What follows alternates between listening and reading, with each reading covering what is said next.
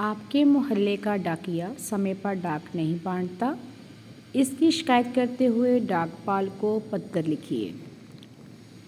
मुख्य डाकपाल साहब, डाकखाना हरी कॉलोनी, नई दिल्ली, दिनांक 6 जनवरी 2026। विषय: समय पर डाक ना बांटने की शिकायत हेतु पत्र। डाकपाल महोदय, मैं आपके ध्यान में लाना चाहता हूँ कि हमारे मोहल्ले का डाकिया समय पर डाक नहीं बांटता। इससे हमें बहुत परेशानी होती है और हमारे महत्वपूर्ण पत्र व पैकेज समय पर नहीं मिल पाते।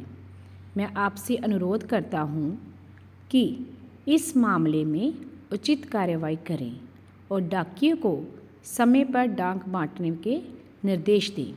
धन्यवाद। आपका विश्वास पात्र। नाम: अमनदीप, हरी कॉलोनी, नई दिल्ली।